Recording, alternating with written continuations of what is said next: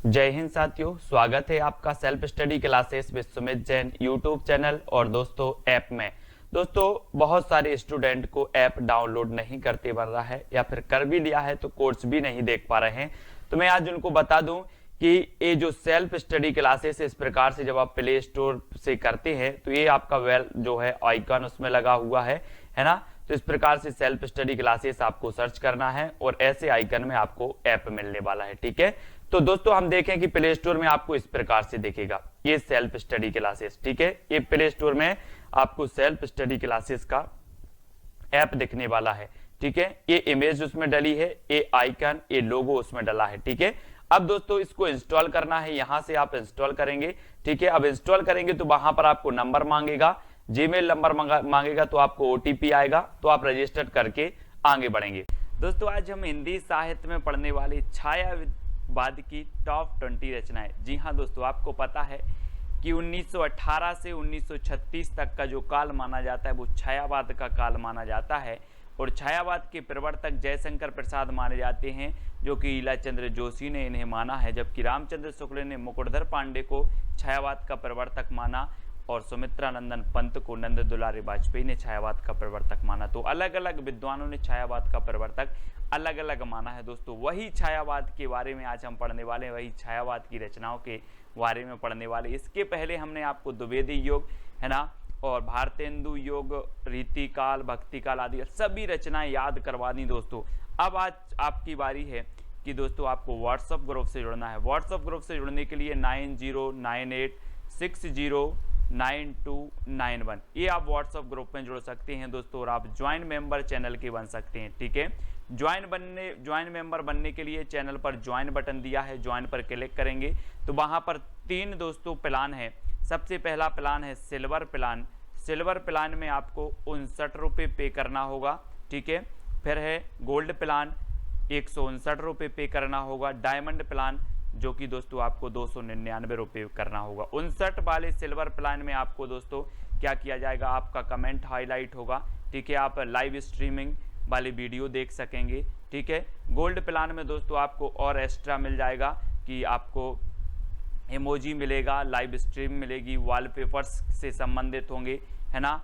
और दोस्तों diamond plan में आपको व्हाट्सएप ग्रुप में भी जोड़ दिया जाएगा और व्हाट्सएप ग्रुप में आपको स्टडी मटेरियल प्रेषित किया जाता है। ठीक है, जो भी हमारे चैनल पर पढ़ाया जाता है वो स्टडी मटेरियल आपको प्रेषित किया जाता है। आप डायमंड जो है प्लान चुनते हैं तो स्टडी मटेरियल यानी सोशल मीडिया से आप जुड़ जाते हैं। ठीक है, तो स्टार्ट करते हैं दोस्तों आज का ये वीडियो। सबसे पहले आपसे पूछा जाता है कामायनी महाकाव्य के रचनाकार कौन है।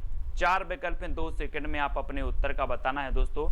और यहाँ पर चित्र में देखना दोस्तों, एक कामायनी रचना है और ये महाकाव्य है। और आपको पता है कि आप कामना करने जाते हो कहाँ पर, जयशंकर के प्रसाद, शंकर जी के पास जाते हो ना, भगवान मुझे परीक्षा पास करवा देना, तो क्या करने जाते हो, कामना करने जाते हो। तो कामायनी महाकाव्य किसका होगा, शंकर जी के पास जाते हो तो जयशंकर प्रसाद। ठीक है, और एक कामायनी दोस्तों आपको ये आपको रचना दिख रहा है, ये रचना है, ये बुक है और ये जयशंकर प्रसाद जी की है। ठीक है, और ये महाकाव्य है, कितने सर्गों का महाकाव्य है, 15 सर्गों का महाकाव्य है दोस्तों, और 1935 में ये प्रकाशित हुआ था। ठीक है, तो याद रख लेना, छायावाद का श्रेष्ठ महाकाव्य माना जाता है।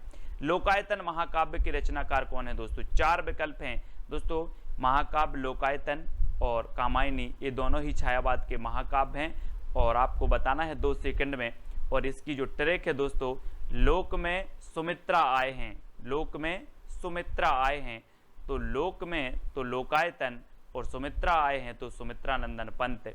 ये सुमित्रा नंदन पंत का महाकाव्य माना जाता है दोस्तों लोकायतन। ठीक है, यानी बी नंबर आपका सही हो जाएगा। आपको ट्रिक याद रखनी है, लोक में सुमित्रा आए हैं, लोक से लोकायतन और सुमित्रा से सुमित्रा नंदन पंत। ठीक है, पल्लव के रचनाकार कौन है दोस्तों। 4 विकल्प हैं, जब तक मैं आपको बता दूं कि जो पल्लव है इसे छायावाद का घोषणा पत्र, छायावाद का मैनिफेस्टो कहा जाता है। पंत जी की प्रसिद्धि का आधार भी कौन सा है, पल्लव ग्रंथ है।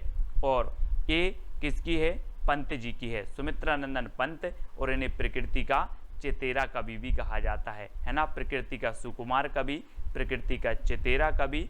और दोस्तों सुमित्रा से पल्लव पड़ा है। आप बोलते ना कि किससे पाला पड़ गया यार, वही है, सुमित्रा से पाला पड़ा है, सुमित्रा से पल्लव पड़ा है। ठीक है, तो सुमित्रा से पल्लव पड़ा तो सुमित्रा नंदन पंत की रचना हो जाएगी पल्लव। तुलसीदास के रचनाकार कौन है? 4 विकल्प हैं, जयशंकर प्रसाद, सुमित्रा नंदन पंत, निराला, महादेवी वर्मा। और आपको पता है दोस्तों तुलसीदास एक श्रेष्ठ कवि हैं और तुलसीदास रचना भी है, तो तुलसीदास निराला कवि है, तुलसीदास निराला कवि है, तो तुलसीदास तो निराला कवि है ही दोस्तों, और तुलसीदास जो रचना है ये भी निराली रचना है, यानी कि निराली से और निराला से आपका निराला सा नंबर सही हो जाएगा। आपको याद रख लेना तुलसीदास निराला कवि है। ठीक है, तो ये तुलसीदास रचना निराला की हो जाएगी। ठीक है, अगला है दोस्तों राम की शक्ति पूजा के रचनाकार कौन है? बहुत ही बढ़िया रचना है और मोस्ट इंपॉर्टेंट है दोस्तों। और राम की शक्ति की पूजा कौन करते हैं? निराले व्यक्ति करते हैं, है ना, या फिर राम की शक्ति पूजा निराली है। राम की शक्ति पूजा निराली है, राम की शक्ति पूजा निराले व्यक्ति करते हैं, तो राम की शक्ति पूजा के रचनाकार कौन होंगे? कौन होंगे? निराला, यानी कि जो सा नंबर है वो आपका बिल्कुल सही हो जाएगा। यामा के रचनाकार कौन है दोस्तों? यामा, जैसे कि 1982 में ज्ञानपीठ पुरस्कार मिला था दोस्तों, और आपको पता है कि आप बोलते ना या माँ बोलते किसे? महादेवी को, महादेवी को माँ बोलते हैं, तो ये यामा भी रचना किसकी हो जाएगी? महादेवी वर्मा की हो जाएगी। ठीक है, याद रख लेना। छायावाद की श्रेष्ठ कवित्री हैं दोस्तों, इन्हें आधुनिक मीरा भी कहा जाता है ना। आधुनिक मीरा किसे कहा जाता है?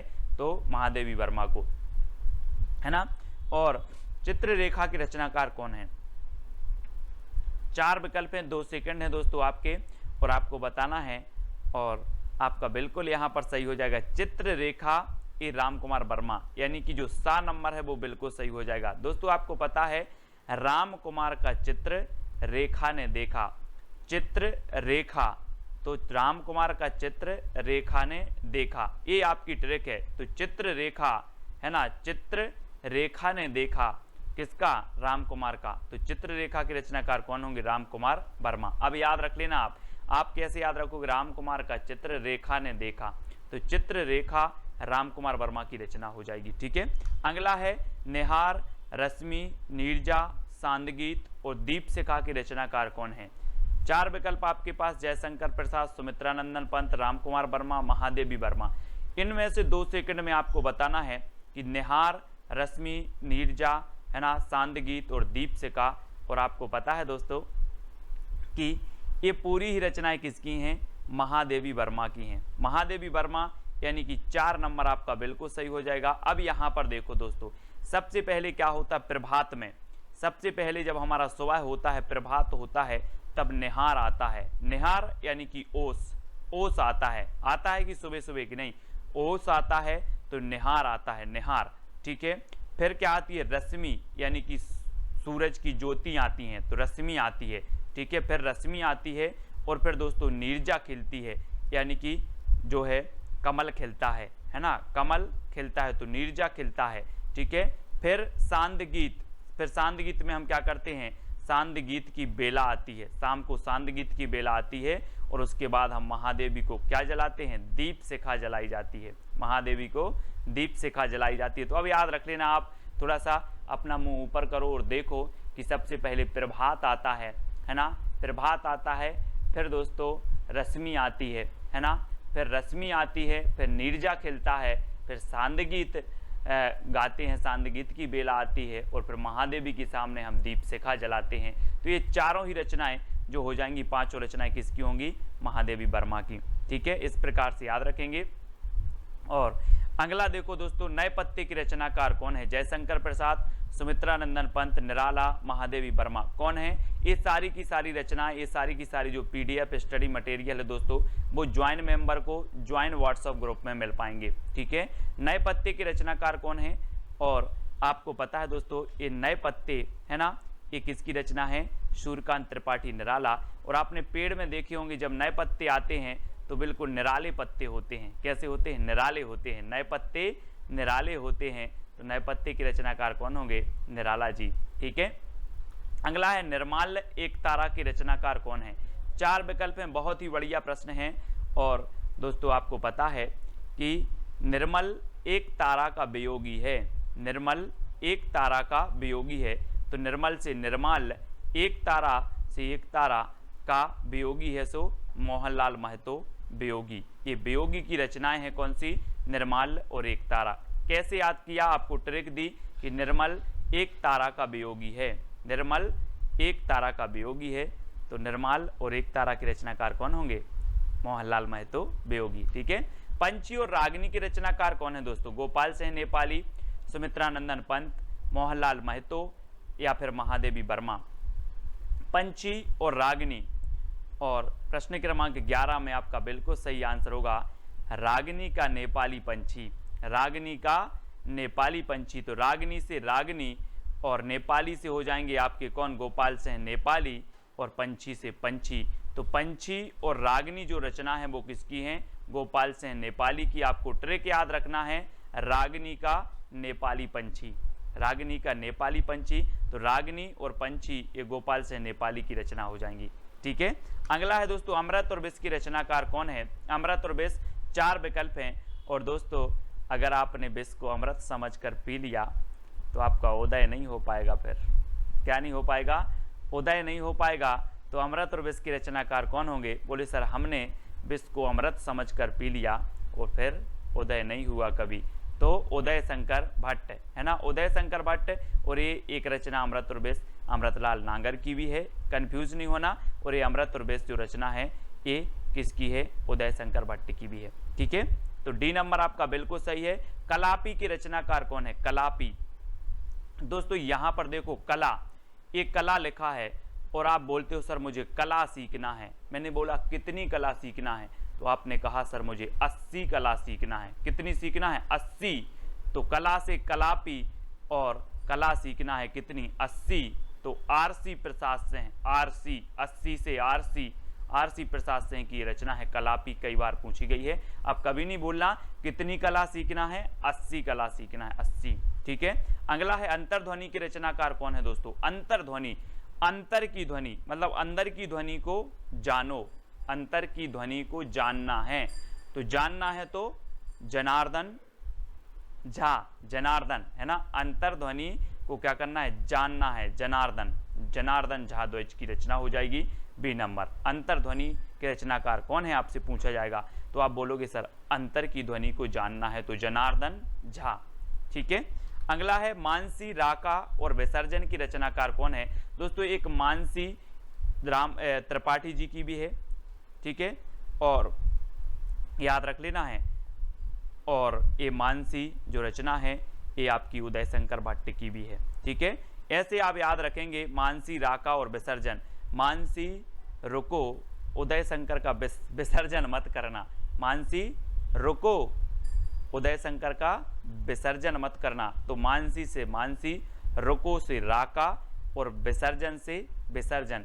मानसी, राका और विसर्जन है ना। और अमृत और विष ये 4 रचनाएं इनकी हैं कौन की?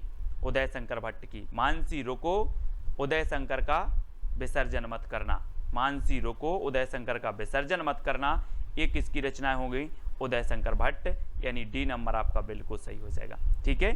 अगला है कुकुरमुत्ता के रचनाकार कौन है? 4 विकल्प हैं दोस्तों। जरा इस चित्र को देखो, कुकुरमुत्ता ये किसकी है? ये देखो बिल्कुल निराला होता है दोस्तों। ये कुकुरमुत्ता देखो कैसा छत्ता सा बना है, निराला ही होता है। आप देखो जरा निराला, ये निराला होता है कुकुरमुत्ता।